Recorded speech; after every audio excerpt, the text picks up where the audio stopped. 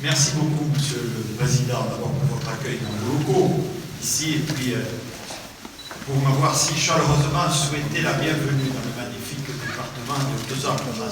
Je connais déjà, je suis venu plusieurs fois. Donc je vous salue à toutes et à tous, d'abord les ministres qui m'accompagnent, dont un que vous connaissez particulièrement bien, je parle de Monsieur Lemoine.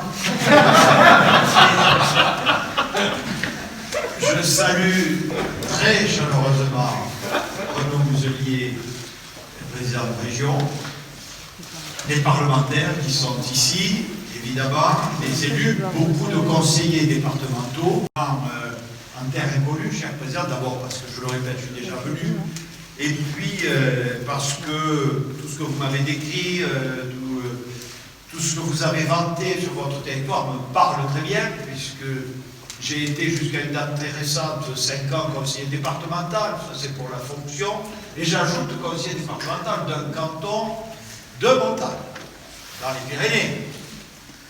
On ne va pas se lancer dans des comparaisons.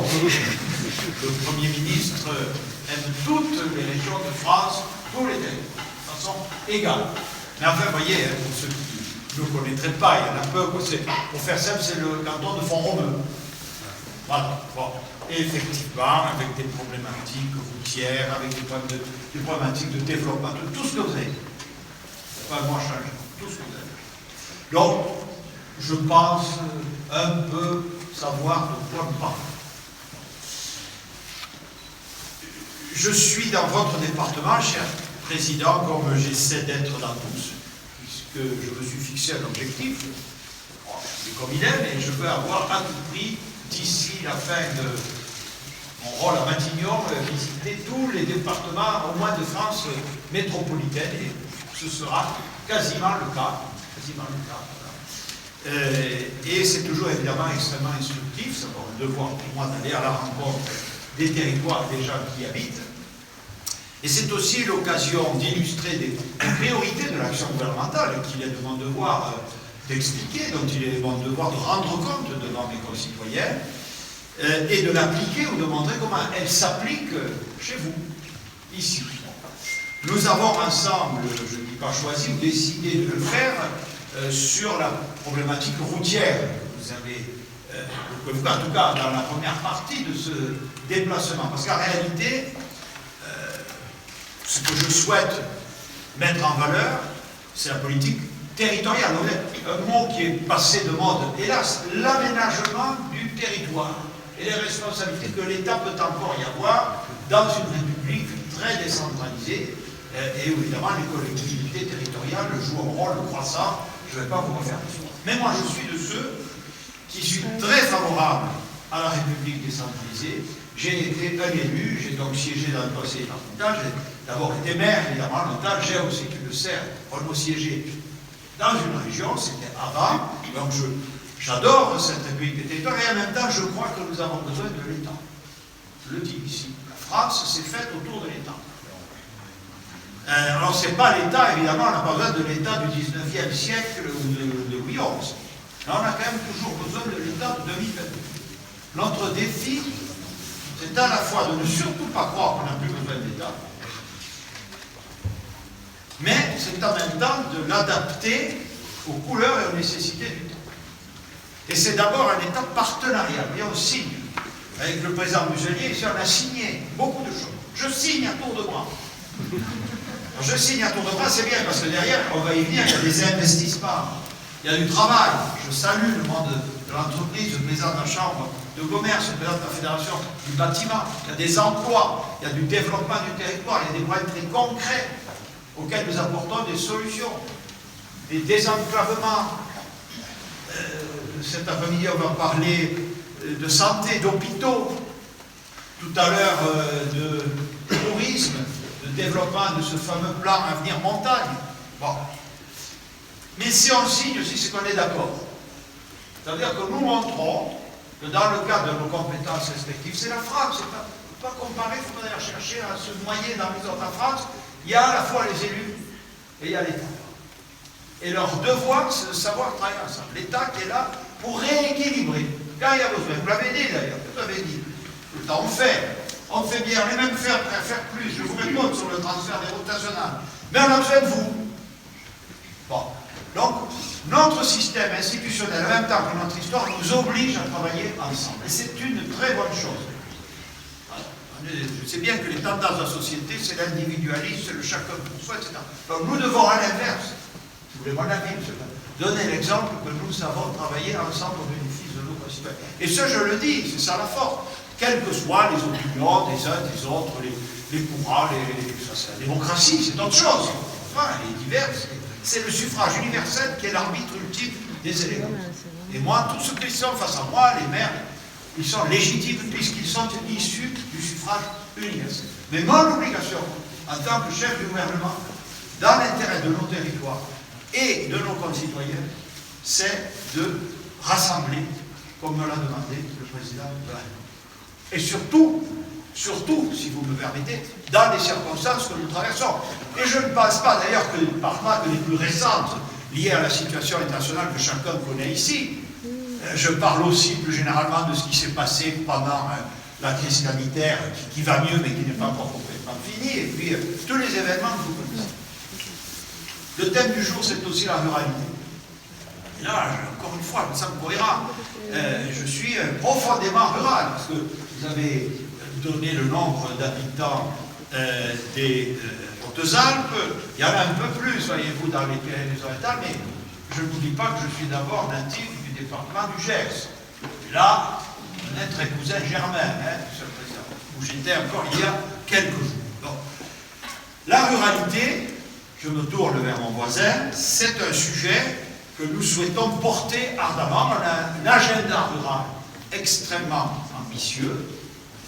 Je le dis aussi à des élus, je regarde aussi, la ruralité, c'est aussi les finances locales, c'est aussi les moyens d'aider les territoires, c'est l'investissement dans les territoires.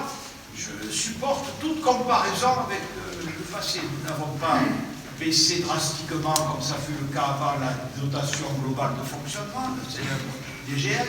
Nous avons multiplié par 2 la DSIL et la DETR, pardon pour les non-initiés, c'est-à-dire les subventions que l'État précisément consacre aux collectivités. Et encore plus, je lis les chiffres, il y a une surreprésentation des territoires et des collectivités ruraux, et c'est très heureux. Et c'est volontaire, ça ne résulte pas, n'est-ce pas, Madame la Préfète, du hasard. Bref, nous avons une politique rurale extrêmement ambitieuse. Petite ville de demain, Action Cœur de Ville, CRTE, vous connaissez tous ces outils par cœur, je ne vais pas y revenir, ils se déploient partout dans nos territoires et en particulier ici dans le Haut-Sud. Alors il y a effectivement, pour qu'un territoire rural vive, revenons toujours à l'essentiel, il faut qu'il soit désenclavé. Il y a la question de mobilité qui est centrale pour accéder à l'emploi, pour aller à l'école, pour faire. Et donc, oui, la question de mobilité est au cœur de nos métiers, c'est heureux qu'on l'ait juste ici. Vous avez raison de rappeler, vous avez commencé par parler du train. Alors, c'est un mystère pour personne, je suis un grand défenseur de la politique ferroviaire. Sur tous les chapitres, j'ai relancé à l'instigation des présidents de région du Sud, de la Loire, la politique de la grande vitesse. Encore cette semaine, cher Renaud, ça ne t'a pas échappé, le Conseil des ministres a adopté, comme je m'y étais engagé le premier jour de mon arrivée, l'ordonnance créant les sociétés de financement pour les 3 lignes qu'il nous reste à faire. GPSO, Montpellier-Perpignan, et puis chez vous. On avance, on a signé les conventions financières. C'est un message fort, pas simplement de désenclavement, mais aussi vis-à-vis des gens du Sud, que nous sommes tous ici, montrer que Paris s'occupe de tout le monde. Il n'y a pas de territoire oublié de la République. Vous comprenez pourquoi j'y tiens beaucoup, comme vous, sans doute. Bon. Et donc on a remis beaucoup d'argent dans le ferroviaire, et pas que dans la grande vitesse, vous l'avez dit, aussi dans ce qu'on appelle les lignes fines de desserte du territoire, j'appelle ça, c'est très bien, les trains de nuit. Vous avez parlé du célèbre Paris-Briançon, je vous rappeler que j'ai rouvert le Paris-Nice, train de couchette, je l'ai pris, qu'on a rouvert le Paris-Tarbes, que sur les petites lignes, on rouvre des petites lignes. Je suis allé moi-même rouvrir la ligne qui va à Épinal, Saint-Dié-Épinal, c'est dans les Vosges, c'est d'autres massifs montagneux. Je ne vais pas toutes les citer, il y en a beaucoup. Je pourrais parler du fret ferroviaire. J'ai rouvert le Perpignan-Rungis qui avait été fermé, renvoyant sur la route des tonnes de marchandises, une aberration. Donc nous avons des objectifs ferroviaires forts. Le plan de relance y consacre 4 milliards sur les 100, c'est beaucoup, parce que c'est une nécessité en termes de développement durable et de mobilité. Et voyez-vous, cette conviction et les moyens qu'on y met en politique ferroviaire me donne et me rend parfaitement à l'aise, me donne tout crédit pour parler de route. Parce que moi, voyez-vous, mesdames et messieurs, je ne les oppose pas. D'abord, au plan écologique, on n'a pas dit, mais il faut le rappeler, l'objectif collectif de la nation et de l'Europe, c'est d'aller résolument, et les événements actuels nous le montrent, au moins départ, c'est aussi, ce n'est pas simplement une question d'écologie, c'est aussi une question de souveraineté vers les véhicules électriques ou hybrides. Bon, on mettra 15 ans, 30 ans, 40 ans, mais on va y arriver. Déjà, on progresse. Vous passez de 2% à 10% en 3 ou 4 ans, c'est beaucoup. Il faut aller fort. Et on voit qu'il y a les ports, on a fait la conversion d'industrie, c'est un chantier gigantesque, mais le cap est tracé. Mais je voudrais qu'on m'explique, messieurs les présidents, si à cet horizon, il y a des voitures électriques ou hybrides sur les routes, il me faudra toujours des routes. Aujourd'hui, la route, chez certains, a mauvaise réputation parce qu'ils circulent dessus des véhicules fortement émetteurs en gaz à effet de serre. Mais s'il n'y en a plus, la route sera réhabilitée. Si tant est, pour ceux qui ne connaissent pas le monde rural, qu'on n'a pas compris qu'on ne peut pas faire d'agenda rural et de politique rurale si on ne s'intéresse pas à la route. Ça n'est pas vrai. Ça n'est pas vrai. Même si nous développons, et vous avez parfaite raison, on vous y encourage, les pistes cyclables, les transports en commun ainsi propres, c'est une nécessité absolue. Mais il faut aussi s'occuper des routes. Et je suis allé partout sur le territoire, dans l'Est, dans le Sud-Est, à chaque fois que j'ai pu débloquer des projets routiers, d'abord sur les RN, c'est ma responsabilité, je vais y revenir, mais aussi, comme c'est le cas aujourd'hui, sur des routes départementales en partenariat, je le fais.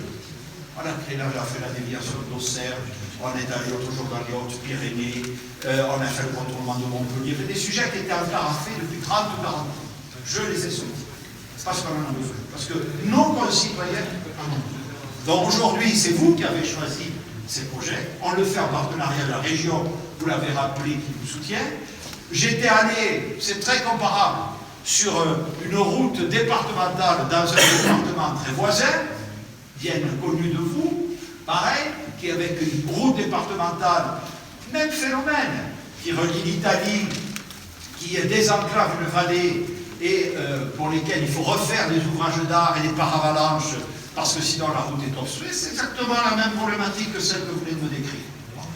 On a dit, c'est pas la responsabilité de l'État. L'État, il vient bien faire la manche pour des routes nationales, je vois quand même pas pourquoi. Au nom de l'aménagement des territoires, il n'interviendrait pas, c'est les routes départementales. Bon. Ben oui, je le dis franchement, tout le monde le sait, non? Bon. Mais en tout cas, la philosophie, c'est bien ça. La philosophie, c'est que l'État doit venir aider les territoires les plus reculés, comme il doit être au service des populations les plus défavorisées. Et c'est comme ça, c'est le fondement même du rôle de l'État, et notamment ici dans sa version aménageur du territoire. Nous devons retrouver une fonction d'aménagement du territoire. Un mot sur les routes nationales, puisque vous les avez évoquées. Le problème, c'est que l'État, il a des routes nationales, il en reste 10 000 km. L'État a mis tous ses moyens, l'essentiel, je l'ai dit, sur plutôt les transports en commun en site propre, le ferroviaire, etc. Et je constate avec vous que depuis 20 ans, 30 ans, il y a beaucoup de mal à entretenir son patrimoine routier national et encore moins à le développer, faire des deux. C'est comme ça. Alors, ou on attend toujours, ou on changera. Et ce que prévoit la loi, c'est de vous donner la possibilité, si vous le souhaitez, à l'un ou à l'autre, ou aux deux. C'est vous qui devez décider. Et j'ai des cas très différents, Renaud le sait, des régions de France. Et c'est très bien ainsi, soit que les départements reprennent, soit parce que l'axe routier en question a une importance ou une structuration interdépartementale, que la région intervienne, qui est ensuite délégué au département l'entretien de droit. Tout ça est possible. Parce que voyez-vous, le pont, là, on va parler d'un pont, je ne sais pas où il est. Dites, ah oui, si on doit le récupérer, on n'est pas sûr de pouvoir l'entretenir. Moi, je veux vous dire une chose. Si vous le récupérez, la perspective qu'il soit entretenu et rénové va devenir nettement supérieure s'il reste ailleurs. Je vais faire un petit retour en arrière. Il y a un président de région ici, je ne pense pas qu'il me dément. Les lycées. Quand ils ont été transférés aux régions, mais il faut voir, messieurs, dames, il y a des gens qui, comme moi, auxquels il manque quelques cheveux, mais il faut voir dans quel état était le patrimoine des lycées. Et je ne suis pas certain, hélas, que l'État ait financé complètement le transfert de compétences des lycées. Bon, tout ça est écrit, ça part d'une histoire, hein. C'est Gaston Defferre, mais il a bien fait, Gaston Defferre, je le dis, penser les lycées. Il a très bien fait. Parce qu'aujourd'hui, il ne faut pas voir ça sur 2 ans, Président. 40 ans après, forcément, en région sud, mais partout en France, les lycées n'ont plus rien à voir. N'ont plus rien à voir. Et donc la question de nos concitoyens de vous avoir, que ce soit l'État, le département, la région, je ne dis pas qu'ils s'en moquent. Assurément, ils ne sont pas toujours au courant. Par contre, ils voient si le lycée est bien entretenu, si le lycée répond aux normes, si le lycée est bien équipé. C'est ça, ils voient. Et c'est ça notre défi. Donc, bien entendu qu'il faudra, vous avez tout à fait raison, parler des conditions de transfert. Évidemment, nous le ferons, et je ferai mon maximum. Mais je pense que le statu quo, c'est ça que je veux dire, le statu quo, pour nos concitoyens, pour les problématiques qui nous réunissent, n'était pas possible. Après, je l'ai fait, encore une fois, à la mode de l'État de 2022 et pas du 19e siècle. On parle d'expérimentation, on parle de volontariat, on parle de différenciation. Voilà, Mme Delga, voisine de M. Muselier, elle ne va pas avoir, parce que son réseau routier n'est pas le même, la même conception. Vous avez eu la grande amabilité de citer la RN 116, que tout le monde connaît, puisqu'elle dessert la très célèbre commune de Prades, dans la Pyrénées-Orientales, qui est la même et qui monte sur le plateau Cerdan. Bon. Là, votre collègue du département des Pyrénées-Orientales va plutôt se mettre d'accord avec la région, que ce soit plutôt la région. Parce que les conditions locales, l'état des finances départementales, des choses qui leur appartiennent en propre, vont aboutir à une autre solution. Peu importe. L'essentiel, c'est que pour la desserte des stations de ski, pour la vie quotidienne de nos concitoyens, le dispositif, dans 5 ans, dans 10 ans, permette de rendre un meilleur service aux usagers. Ça, c'est ce qui nous réunit à tous. État, département, région, commune, le service public aux usagers. C'est là qu'on est attendu. C'est de hauts résultats. Voilà pourquoi je suis là aujourd'hui. Et je le dis, ça donne, je me retourne vers les acteurs économiques, ça donne du travail. Et tout ça, je le fais aussi parce qu'on a fait un plan de relance. Je le rappelle, 100 milliards, tout le monde s'en souvient, qui marche très bien.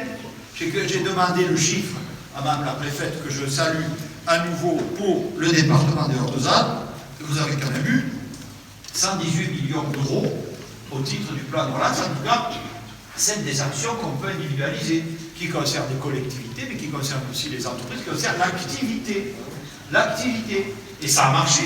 Hein, on a un taux de croissance qui est le plus fort d'Europe, 7%. Et je devais être le Premier ministre contemporain de l'explosion du chômage, et je me retrouve le Premier ministre qui est enquiquiné parce qu'on n'arrive pas à pourvoir les emplois concrets. On a tellement d'emplois qu'on n'arrive pas. Et ça, c'est un vrai sujet. Je le dis. Et il faut se mobiliser fortement. On le fait avec les partenaires sociaux, les branches. Vous avez parlé, messieurs, je vous en félicite, de formation professionnelle. Nous avons pris notre responsabilité en réformant l'assurance chômage. Ça a été dur. C'était une réforme nécessaire dont la philosophie est simple. Toujours préférer ou conduire à ce qu'on préfère l'activité à la non-activité. C'est simple, c'est une philosophie simple. C'est ce que prévoit cette réforme.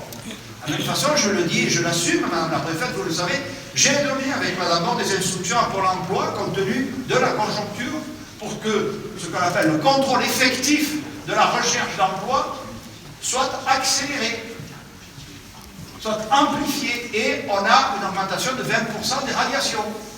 C'est logique. Ce n'est pas normal, quand vous avez des offres d'emploi non pourvues, que des demandeurs d'emploi les refusent. Nous assumons. Nous le pouvons. Pourquoi? Parce qu'il y a de l'activité. Parce que la machine à recréer des emplois, on a le flux le plus important depuis 40 ans, est reparti. Et ça repart, M. Mégras, des conventions de la nature de celles que nous signons. Les conventions de la nature de celles que j'ai signées avec le président Muselier quand j'ai décidé dès mon arrivée non seulement de faire un plan de relance, les fameux 100 milliards de l'État, je le dis ici, n'oubliez jamais, donc 40% nous seront remboursés par l'Europe. 40% des 100 milliards. C'est beaucoup, 40%. Si je vous donne des subventions à 40%, vous êtes content. Et moi aussi, quand j'ai bras d'Europe, voyez-vous. Et c'est nouveau. Je ne le faisais pas, ça, alors. Bon. Mais quand j'ai dû arriver, disais-je, j'ai dit, je fais ces 100 milliards, et pour que ça soit encore plus fort, je vais le démultiplier dans les territoires.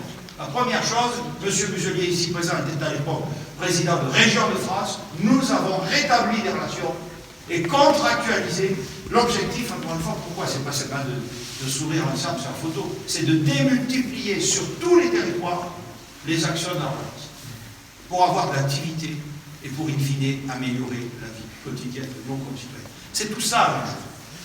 Fédérer, montrer qu'on sait travailler ensemble, partout sur tous les territoires. Qu'aucun territoire de la République, c'est moi qui vous le dis, avec notre accent commun, ne soit l'oublié de la relance. Aucun.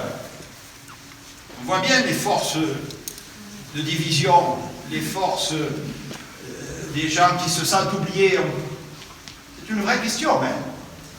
Donc il faut la traiter. Et c'est comme ça. C'est comme ça. C'est quand, oui, on dit, ah, monsieur le Premier ministre, ah, vous venez ici, j'apporte beaucoup d'argent. Enfin, aujourd'hui, dans la première convention, c'est, je le dis pour tout le monde quand même, il y en a une, c'est 2 millions, l'autre, c'est 2 250 000. C'est énorme. Mais on va dire, ah, c'est-à-dire, on va dire qu'on ne va quand même pas déplacer un Premier ministre pour une subvention de 2 millions. Ce n'est pas le sujet.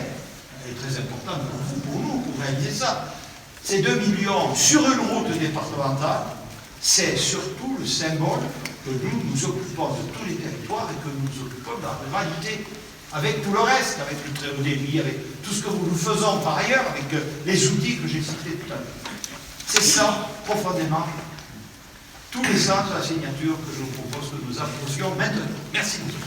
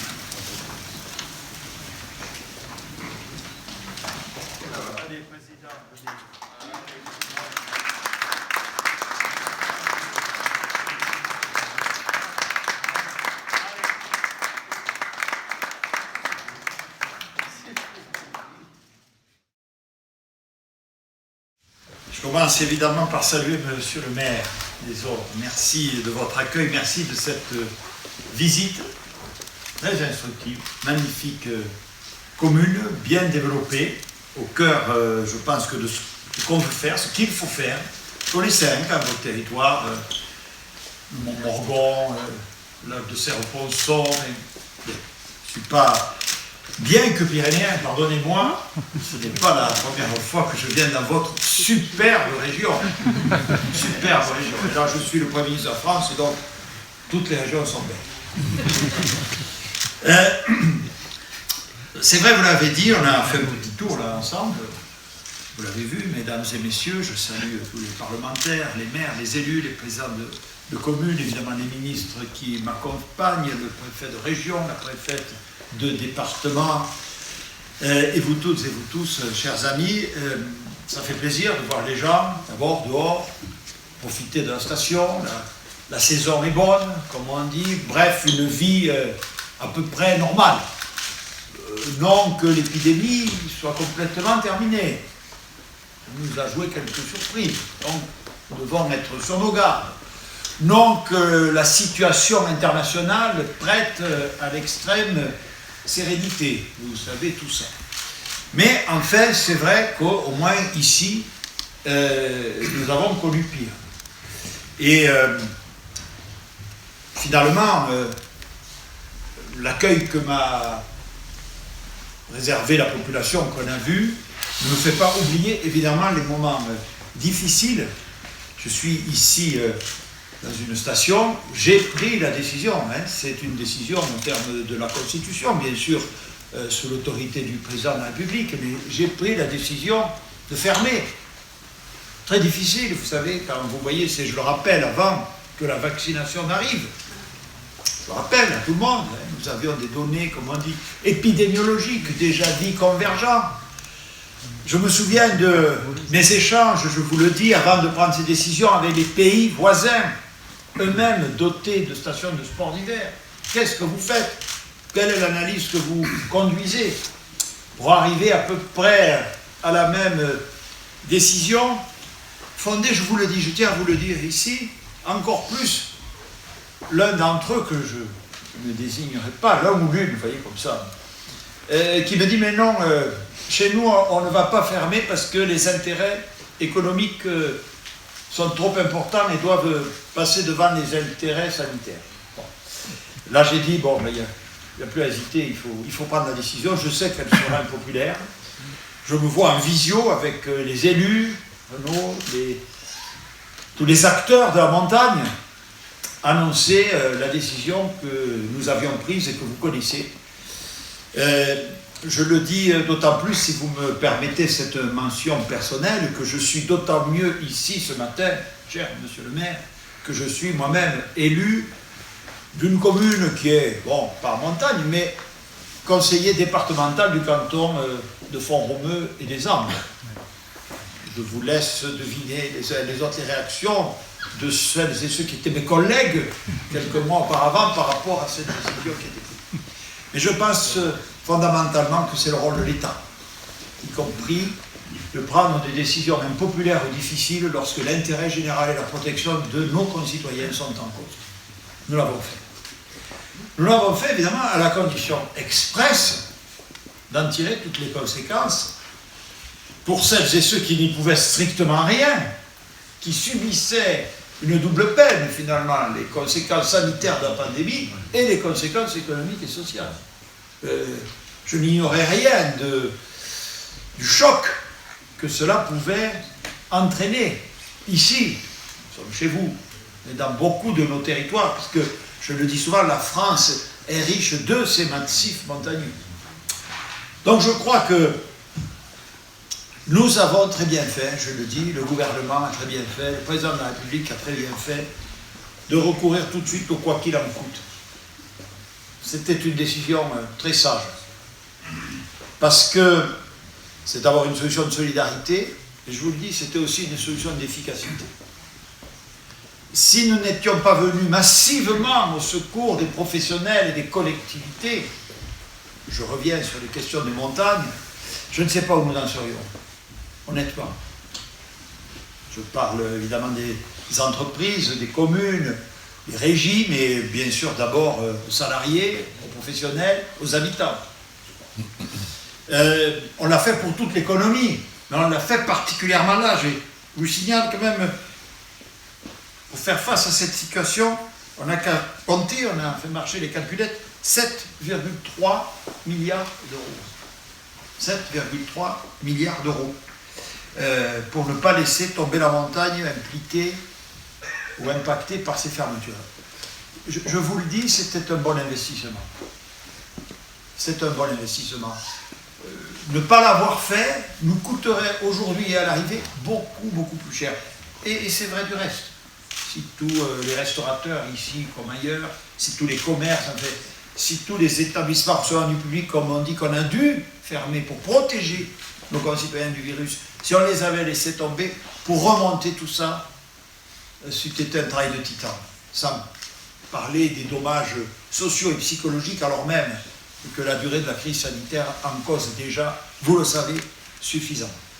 Donc on l'a fait, et finalement, vous voyez, tout ça a été critiqué, on est la France, le pays des polémiques, on adore ça. Bon. Mais le bon sens est là. Devant vous, les Français finalement ont compris tout ça. que c'était nécessaire, pas agréable, mais nécessaire, et qu'on n'avait agi que dans un seul but, les protéger l'intérêt général. Et que les mesures qu'on a adoptées immédiatement étaient celles qu'il fallait prendre, étaient utiles. D'autant, me semble-t-il, c'est le deuxième message que je veux vous donner. Quand on est confronté à des événements comme celui-là et on essaie d'avoir les mêmes réflexes par rapport à la guerre en Ukraine, je pense que le pouvoir public, l'État, les pouvoirs publics en général, ils ont deux missions. L'urgence, paraît au plus précis, je l'ai dit. L'urgence, on prend des mesures, on ferme, on protège, on indemnise. De façon franche, toutes celles et ceux qui sont partis. Il y a le feu au lac, on éteint l'incendie. Mais je crois que ce qui est attendu de nous dans ces crises, je vous invite à partager cette réflexion, ce questionnement avec moi, c'est de se dire, mais voyons, qu'est-ce qu'elles ont mis en évidence? Qu'est-ce qu'elles ont mis en lumière? Il y a une difficulté structurelle qui finalement existait avant elles. Ont-elles mis en évidence le champ sanitaire? Vous voyez bien, c'est dit peut-être qu'il faudrait arrêter de dépendre de la Chine et d'autres pays pour avoir des respirateurs, des masques et compagnie. Ça s'appelle la souveraineté nationale. Et on peut multiplier les exemples. Et donc, tout de suite, on a voulu, c'est l'objet du célèbre plan de relance que j'ai annoncé en septembre 2020, se dire, mais il ne suffit pas de ne pas laisser tomber, il faut qu'on reparte de l'avant. Les montes un sens, repartir de l'avant, pas forcément refaire comme hier. On a des grands défis devant nous qui existaient avant la crise sanitaire. On a aussi une crise écologique, une crise économique, une crise, je l'ai dit, de la souveraineté et de l'indépendance. On va mettre le paquet pour investir, mais pour devenir plus résilient, plus fort, meilleur. C'est-à-dire que là, ce serait, si je puis dire, le fin du fin, c'est les historiens qui le diront. C'est que finalement, cette crise allait arriver quelque part, si elle pouvait nous avoir renforcés. Mais pour ça, il faut que nous soyons lucides sur nous-mêmes. Application pour la montagne. Tout de suite, on a dit, je salue les ministres ici présents, tout de suite, on a dit, il faut qu'il y ait un plan de relance montagne. Plan d'avenir, on l'a appelé. Je l'ai annoncé au mois de mai, vous le savez. Et il y a eu un travail de large concertation, j'en dirais un mot. Je pense qu'on n'a pas lésiné. On a fait comme avec la relance en général, c'est-à-dire, je le disais tout à l'heure à Gap, Monsieur le Président, en partenariat avec les autres. Ça, c'est une autre recette, voyez-vous, pour faire face aux crises. Vous allez avoir beaucoup de gens, vous le voyez, hein, c'est une formule que j'use et reuse, qui cherchent à mettre de l'huile sur le feu. Vous voyez, on n'a qu'à lui mettre des visions. Bon. Nous, notre rôle, c'est de mettre de l'huile dans les rouages. Bon. Oui, oui, de rassembler, de fédérer. Ben, pourquoi on travaille ensemble? Là, on va signer. Ce matin, on a signé, je le disais. Bon. Et effectivement, je voudrais à mon tour vous parler du président de votre région, qui est là. Vous voyez, c'est pas pour lui renvoyer l'appareil, encore que je pourrais. Mais il fait partie de ces femmes et de ces hommes de bonne volonté, je dirais tout simplement, chacun a ses opinions, chacun a ses conceptions, mais qui se sont dit, en particulier dans les temps que nous traversons, dites, et si on faisait prévaloir l'intérêt général sur toute autre considération? N'est-ce pas finalement ce qu'attendent nos concitoyens? Ça ne veut pas dire diluer ses opinions et ses convictions. Dieu merci, c'est ce qui fait la force de notre démocratie, quand on voit des pays voisins où on ne consulte personne et où on agit de façon impérialiste. Non, ça veut dire, quand il y a des moments graves, on sait se rassembler sur l'essentiel. Et ça, je veux témoigner ici devant vous, dans cette belle région, que j'ai toujours trouvé Renaud Muselier au rendez-vous de cet impératif. Et je voulais le dire publiquement. Évidemment, après, il y a eu les aspects électoraux, je lui ai tendu la main pour les dernières sections régionales, tout le monde se souvient de ça, ça devait finir en catastrophe. Vous vous souvenez, quand j'ai dit au jour, c'est dans un journal bien connu qui sort le dimanche, j'avais dit, voilà, monsieur Buzot, oh là là là, on m'a dit, mais qu'est-ce que vous avez fait là, qu'est-ce que c'est que ce pas de clair, la région va être donnée au Rassemblement National, on m'a même dit au journal de 20h, vous devriez démissionner si par hasard monsieur Muselier est battu. On a entendu de tout le résultat, vous le connaissez. Le peuple souverain a tranché. Et il l'a fait avec sagesse. Il l'a fait avec perspicacité. Parce qu'il a compris finalement qu'il y a des voies qui sont sans issue. Et que par les temps qui courent, le rassemblement, la raison, la nécessité de travailler ensemble doivent primer sur tout. Alors il y a du boulot. On a fait un plan avenir montagne. Là aussi, bon, moi pas je suis comme Renaud, on m'a donné tous les chiffres, ils m'ont tout donné, l'indemnisation des mécaniques, j'en ai des chiffres longs comme le bras, mais comme vous les connaissez par cœur, je ne vais pas vous les citer. Bon. En revanche, ce plan Avenir Montagne, vous vous souvenez, je le dis, c'est parce qu'on est attendu, et je veux apporter des réponses aux opérateurs concrets. On a mis 300 millions à parité avec les régions encore, comme on l'avait fait pour la relance, et ici notamment. Et donc, je veux dire quand même, surtout, c'est ça, je suis très attaché à ça. Je l'ai annoncé au mois de mai de l'année dernière, dans un autre massif. Je me répartis. Bon. On le met en œuvre. Il déroule. Parce que là aussi, me semble-t-il, il y a un petit enseignement qu'il nous faut tirer, ou en tout cas auquel il faut qu'on soit particulièrement attentif. Nos concitoyens sont lassés des effets d'annonce qui ne sont pas suivis de concrétisation. Voilà. Bon. Et l'État est évidemment particulièrement concerné, parce que c'est une machine lourde, compliquée, difficile. Il faut une énergie de tous les instants pour la pousser. C'est pas que il y a des mauvaises volontés, mais voilà, c'est la lourdeur, c'est la pesanteur des habitudes. Voilà. Il faut déconcentrer, il faut renvoyer. Je veux rendre hommage à vos préfets, là, qui sont là, je le dis. Voilà. À la proximité. Autre enseignement de la crise, la proximité. Pourquoi la vaccination a réussi dans ce pays? On est dans les 4-5 premiers pays, grands pays, même peut-être mieux, mais on va me dire après qu'on se vante. Bon. Parce qu'on a fait gérer ça par le couple maire-préfet, avec les agences régionales de santé, parce qu'on a renvoyé sur le terrain des gens qui savent faire tous les jours. Pas de secret. Bon. Donc là, il faut qu'on délivre, comme on dit. Alors je veux juste là vous donner quand même quelques chiffres. Ce plan Avenir Montagne, on l'a lancé en mai 21. Dès l'année 21, je parle sous ton contrôle, cher Jean-Baptiste, 50 millions d'euros ont été engagés par l'État. 140 projets d'investissement ont été financés. Mais c'était que 2021. J'entends se dire, oui, il n'y a que des projets d'ingénierie, on fait aussi de l'ingénierie. Non, là, je vous parle du fond des projets. En 2022, nous avons, je salue les parlementaires ici présents, fait voter par la représentation nationale 100 millions d'euros mobilisés par l'État. Je ne parle pas, ce n'est pas mon rôle, des crédits des régions qui viennent bien entendu s'ajouter à cela. Mais s'agissant de la responsabilité qui est la mienne, les crédits sont en place.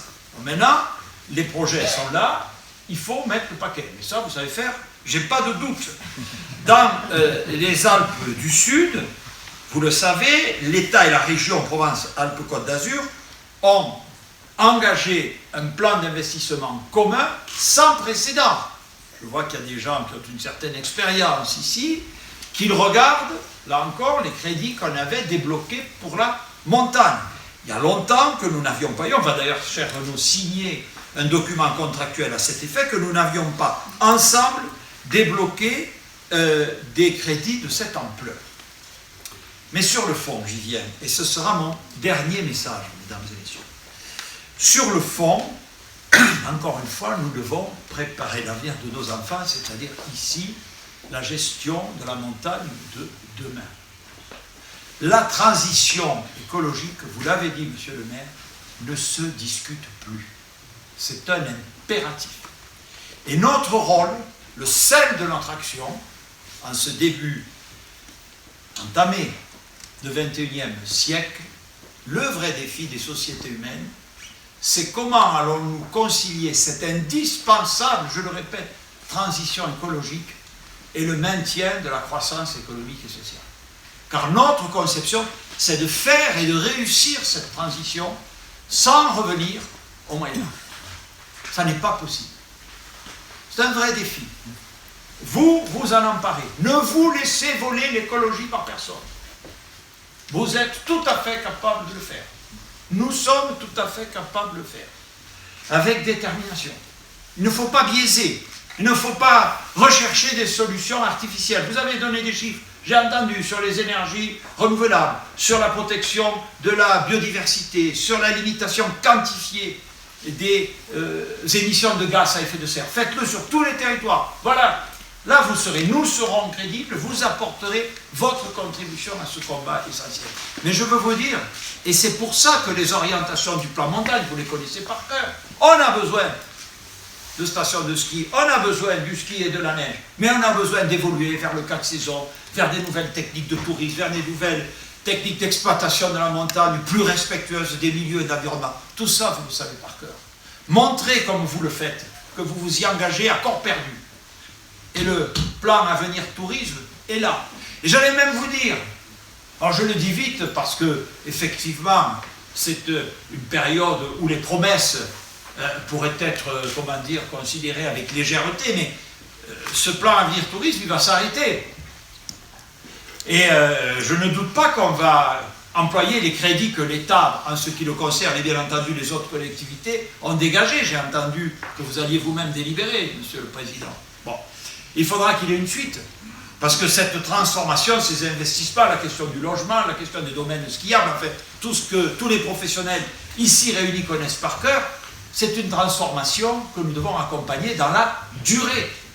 Dans la durée. Et si j'avais quelque chose à recommander à celles et ceux qui exerceront le pouvoir à partir du mois de mai prochain, c'est de continuer dans cette lignée, de continuer, de poursuivre cet effort. Ce sont des investissements qui rapportent. Nous devons léguer à nos enfants une planète plus sûre, elle aussi. Mais ne vous laissez voler l'écologie par personne. Voilà. Vous en avez la capacité.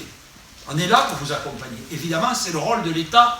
Il doit faire de la stratégie, il doit voir un peu plus loin.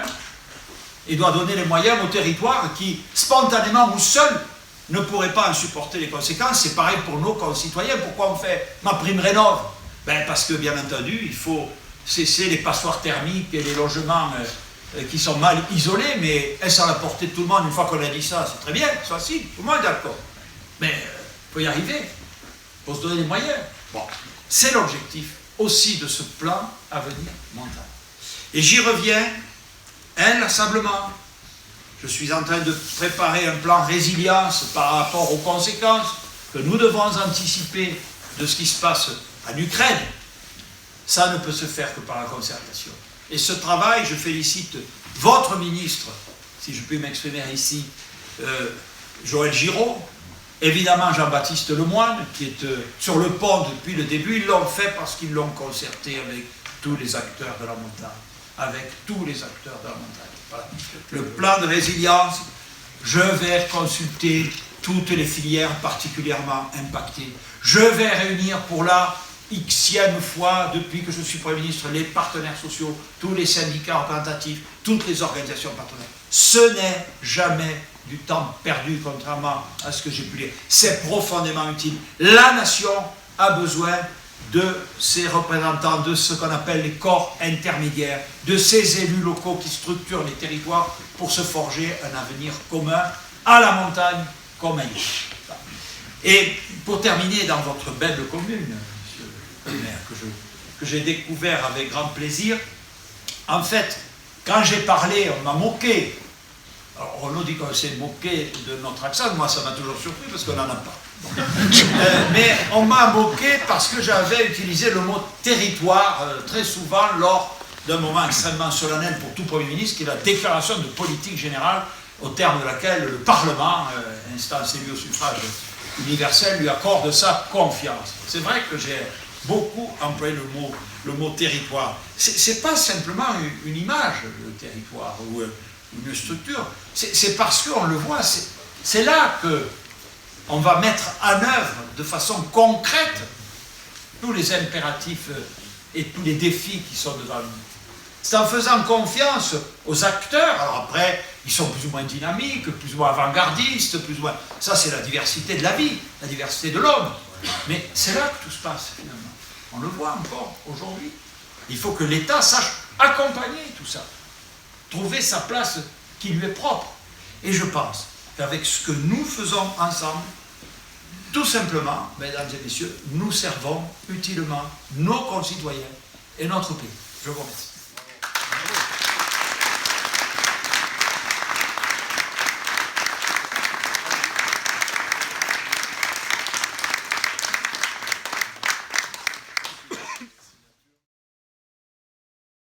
Très bien, merci beaucoup d'abord Madame la maire, présidente du conseil de surveillance, de m'accueillir ici à l'hôpital d'Embrun. Mes premiers regards se tournent vers les soignants et vers les salariés de cet établissement de santé.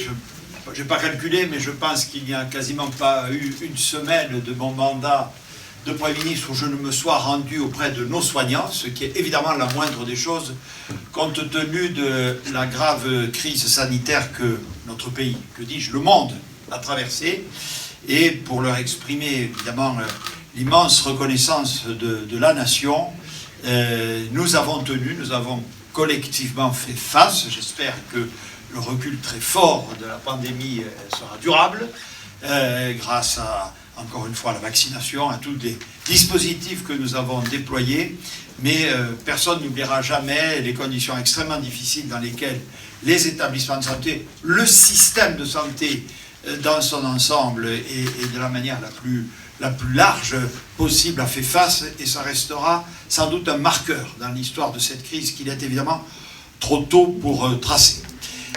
Notre devoir, je le dis, dans ce domaine comme dans tous, n'est pas simplement de gérer le temps présent, d'apporter les moyens nécessaires, il est aussi de tirer des conséquences beaucoup plus structurelles de ce qui s'est passé.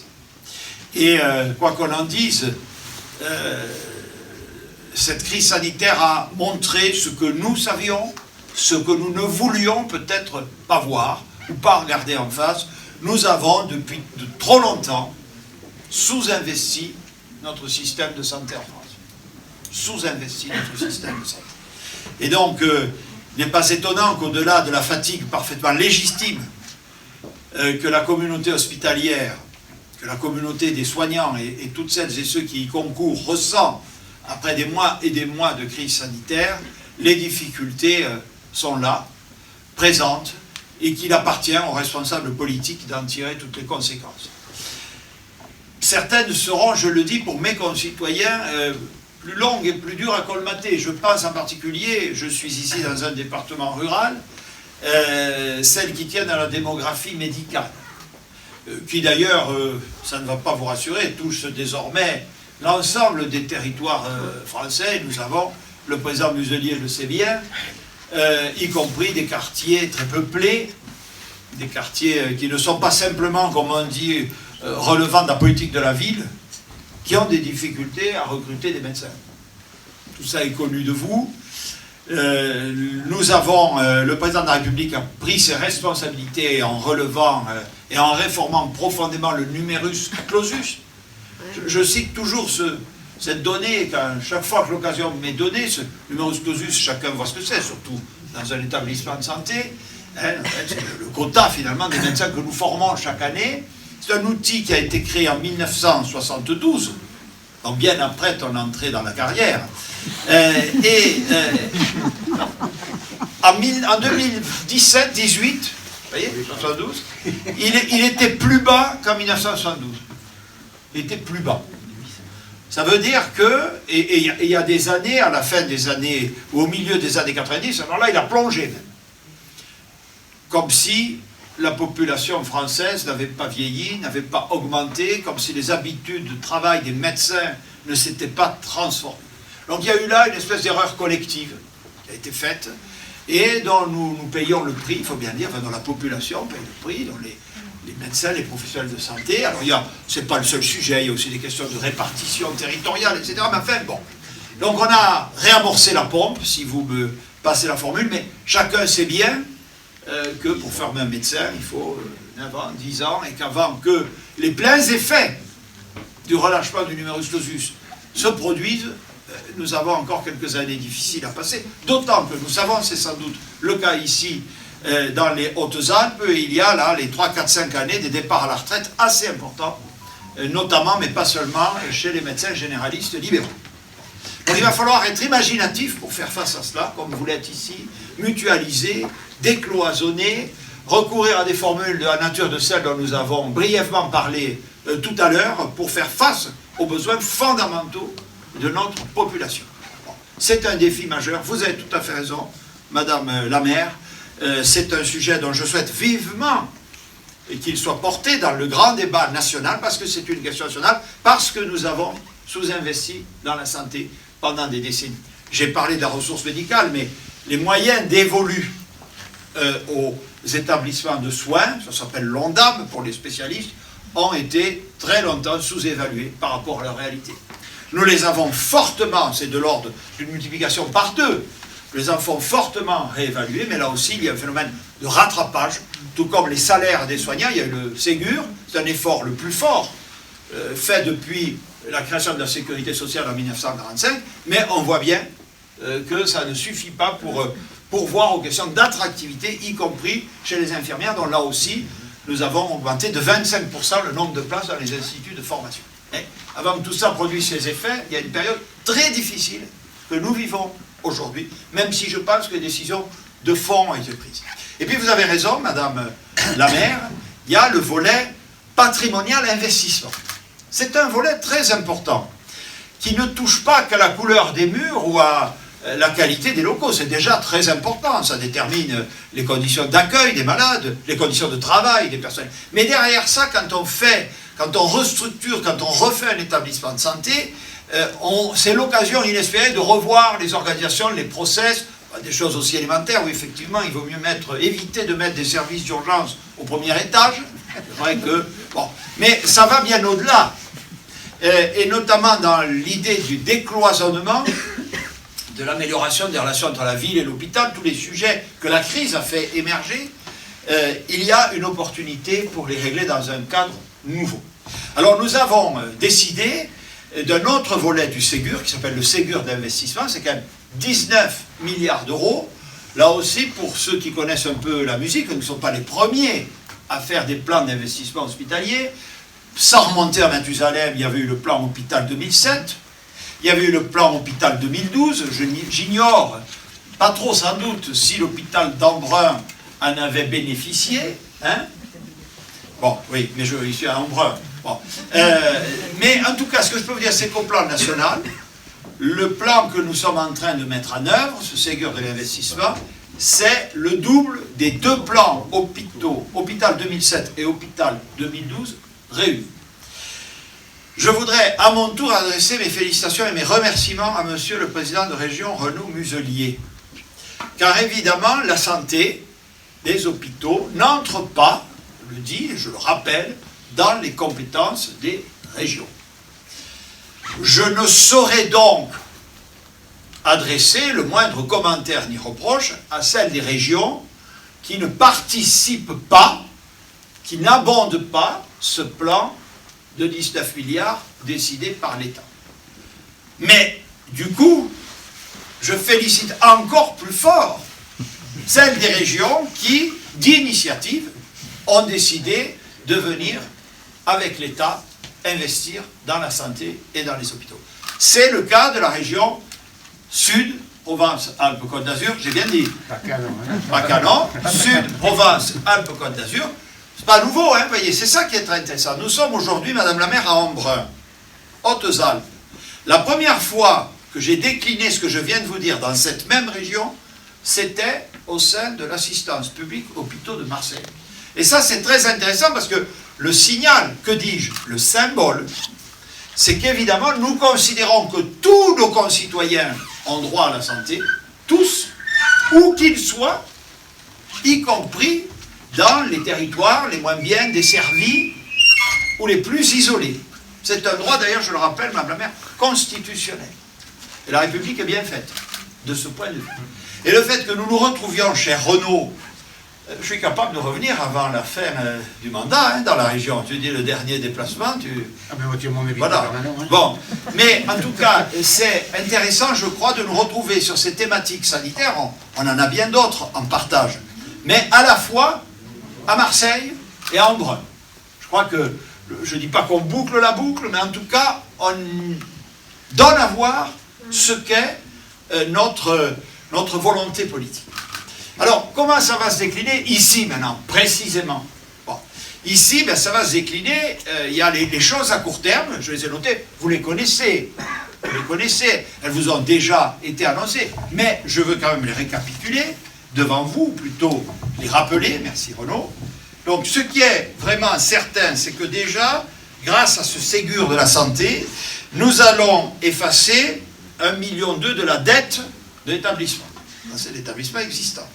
Nous vous confirmons officiellement, évidemment, vous l'avez dit, Madame la maire, je ne l'aurais pas dit parce que ça va de soi, mais je veux le redire, le maintien du service des urgences, évidemment. Quelle aberration. Le problème, d'ailleurs, c'est pas tellement de pas maintenir ou pas, c'est de toujours trouver des ressources. On ferme moins des services par décision administrative que parce qu'on n'arrive pas à le pourvoir en ressources suffisantes. Vous avez trouvé les moyens. Et j'y ajoute, ce qui me donne l'occasion de saluer le service départemental d'incendie et de secours, Monsieur le Président, Monsieur le Colonel Directeur, les projets que vous m'avez présentés de SMUR saisonniers avec le SDIS et qui seront évidemment mis en œuvre. Je ne rappelle pas non plus, vous y avez fait allusion, Madame la maire, l'arrivée d'un scanner, c'est la moindre des choses. En 2022, à Embrun, qui est un scanner, je le dis au passage. Je ne serai pas heurté, contrairement à vous, docteur, en ayant vu d'autres, il y a une petite optique comparative, qu'une IRM soit étudiée sur ce bassin de vie. Je le dis, je connais des bassins de vie, je suis allé dans le Cantal, dans mon département, où, sur des bassins de population comparables, ils en ont. Alors, je ne pousse pas la roue, mais je vous le dis. D'autant, non mais je dis ça devant le directeur général de l'ARS. On a libéré les indices. On a pris un décret, mon gouvernement a pris un décret, il y a plusieurs mois pour libérer les indices. Donc, réfléchissez-y. Et je vous le dis. Bon. De la même façon que, je le dis, nous allons labelliser cet hôpital comme hôpital de proximité, ce qu'il est depuis longtemps, mais qui devrait, lui, là aussi, je parle de ce label, lui donner une pérennité et des moyens supplémentaires. Mais surtout, si je suis devant vous, effectivement, c'est que nous pensons, l'État pense, dans le cadre de ce Ségur de l'investissement, qu'il faut donner à Embrun une longévité et des perspectives durables qui passent, je le dis ici, par la reconstruction de l'établissement. Bon. Pour cela, merci Président Muselier, l'État a mis de côté 15,1 millions d'euros pour vous et la région 3 millions dans le cadre du partenariat que nous avons signé. Bon, ce sont des sommes tout à fait significatives. Je vous invite, Madame la directrice, Madame la maire, évidemment avec les autorités sanitaires et préfectorales, à faire le choix rapide. Je vous donne mon sentiment, ici, pour en avoir échangé avec les acteurs et baigné dans ce domaine depuis longtemps et tout aussi en tant qu'ancien maire.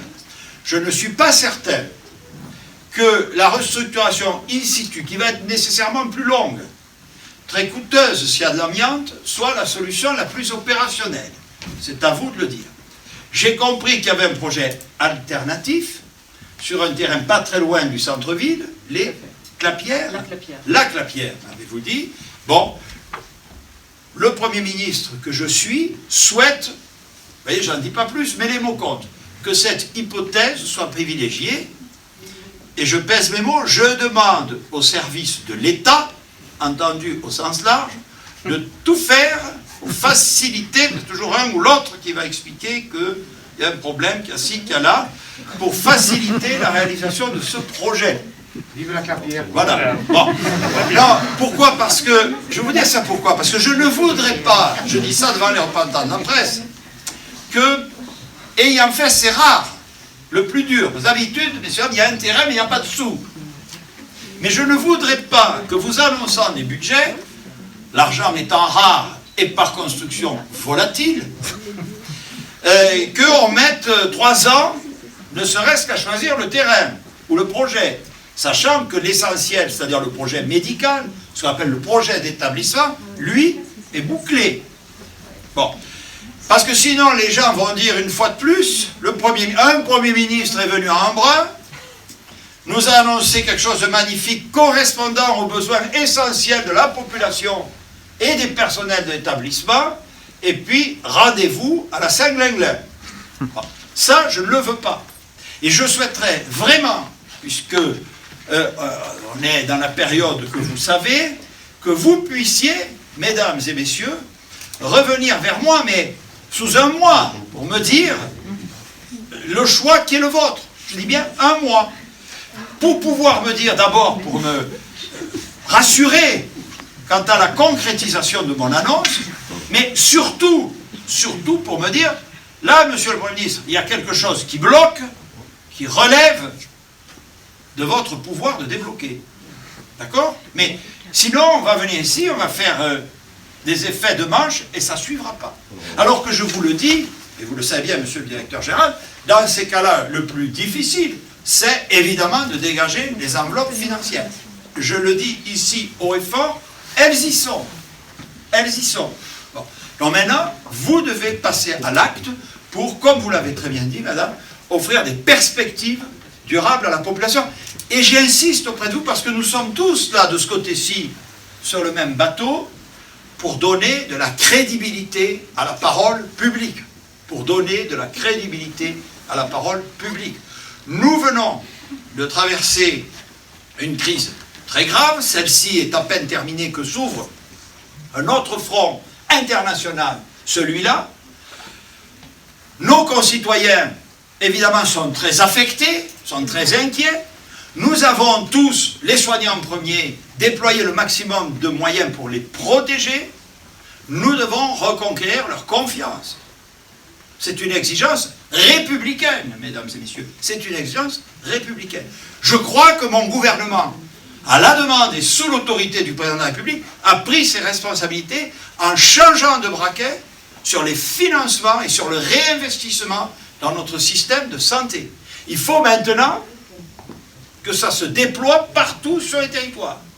Jusque et y compris, et peut-être surtout si vous partagez avec moi le sens profond du rôle de l'État, c'est-à-dire celui de rééquilibrer, d'aller vers les territoires les plus enclavés, d'aller vers les populations les plus défavorisées, il est impératif qu'au plus vite, unis comme nous le sommes, nous mettions toute notre énergie à concrétiser ces intentions et ces orientations fondamentales. Voilà. Vous pouvez compter sur le gouvernement de la République et je sais pouvoir compter sur vous. Merci beaucoup.